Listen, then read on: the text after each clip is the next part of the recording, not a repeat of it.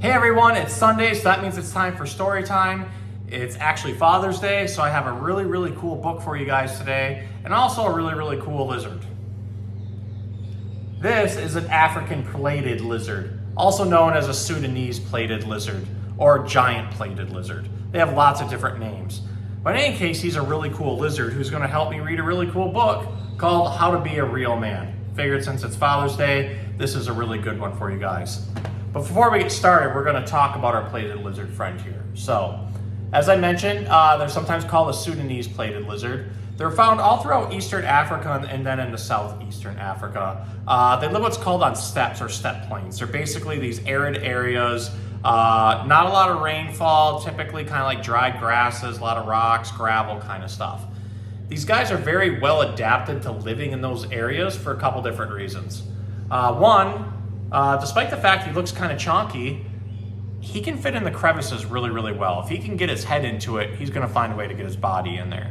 And so if he's got to hide from a predator, he can jump into these crevices with no problem. Now he has what's called keeled scales. That means these scales are like raised a little bit up on the back. They have kind of a ridge to them. They're built more like armor.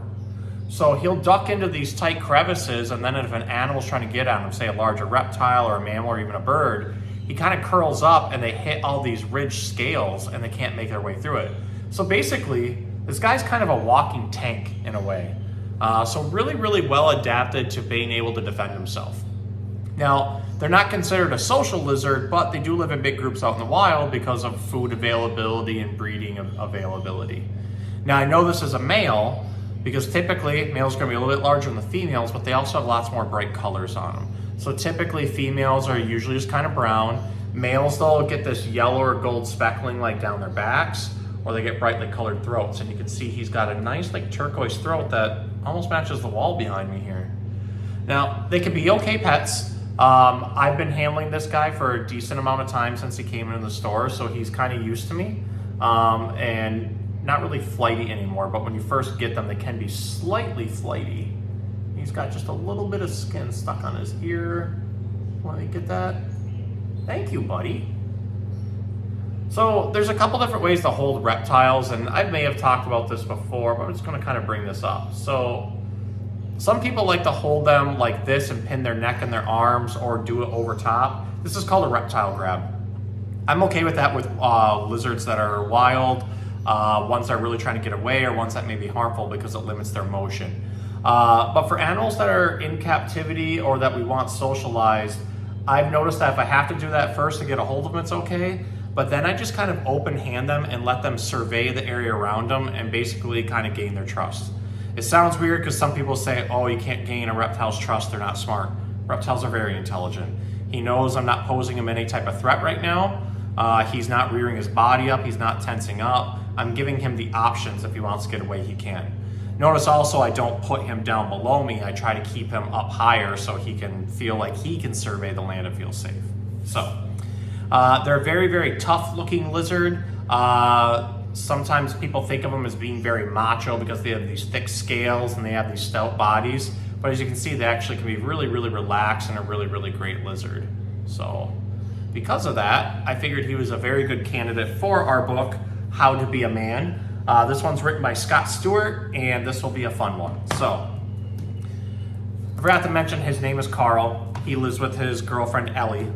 Ellie's a little bit more skittish than him, but we'll read him his good book. So, I think Carl is ready to go. The Vikings were a horrid bunch, way back in ancient days. To be a man meant you struck fear in many different ways. They fought all day and fought all night, then fought some more again. But I don't think the Vikings made particularly good men.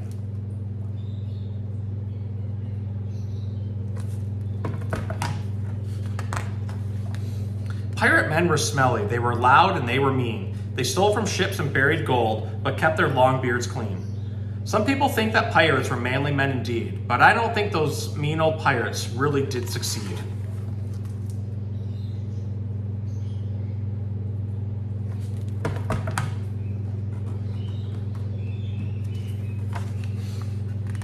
The Spartans, they were soldiers whose lives were strict and hard.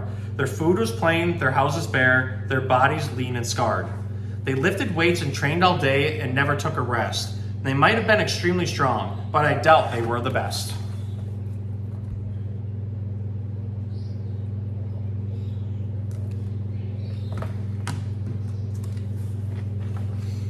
Lots of men from different times and lots of different places. Lots of men with different clothes and different kinds of faces.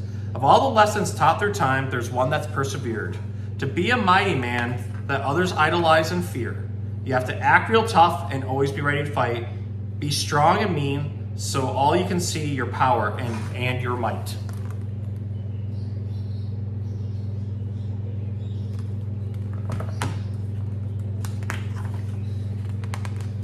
Now I think it's time for a change. New ways to be a man. New ways that you can live your life and do the best you can.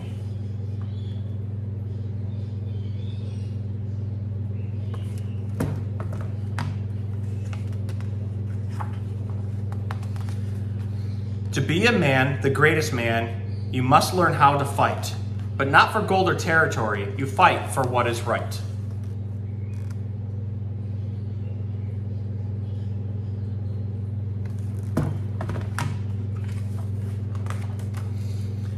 To be a man is to be strong, the strongest in the land, but not at lifting great big things. You're strong with helping hands. Men should be nice to those in need and show them they belong.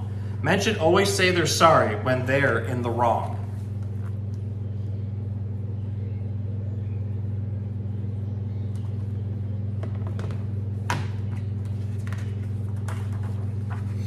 Lots of men try to pretend their feelings are not there. They won't laugh or cry or act surprised or show that they are scared.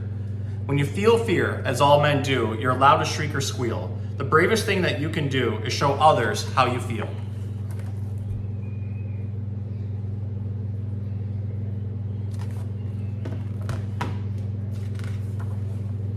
Real men wear things they like and do what makes them smile, whether that's a swim or box or chop or build or style.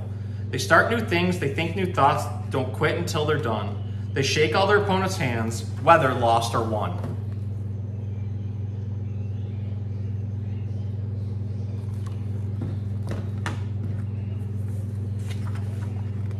They walk up great big mountains to see the clearest views. They're even good at walking miles in someone else's shoes.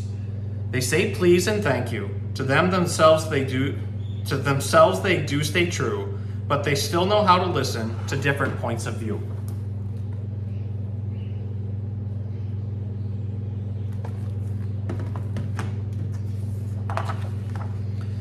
So choose the man that you will be and choose the way you'll live. Choose the clothes that you will wear and choose the gifts you'll give. Choose to build big robots or choose to plant a tree. Choose to tell enchanted tales or dance for all to see. Choose all the things that bring you joy and choose all that you can. Embrace the person that you are. You'll be the greatest man.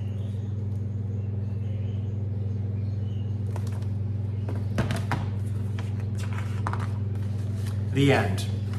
So, this has been one of the favorite books I've picked up recently because there's a lot of stereotypes about what a man should be. And you get told that you're not supposed to show emotion or to cry. You get told to man up. You get told to suck it up or just take it. All that stuff is wrong.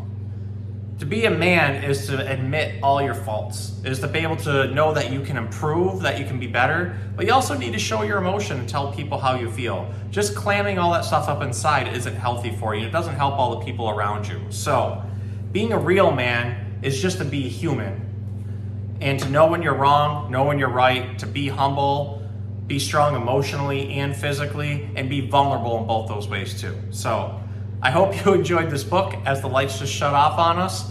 That's it for Storytime. I hope you learned a little bit about Carl here, our Sudan plated lizard, who is the epitome of a big tough looking man, but also can be a big softie. So, have a good night.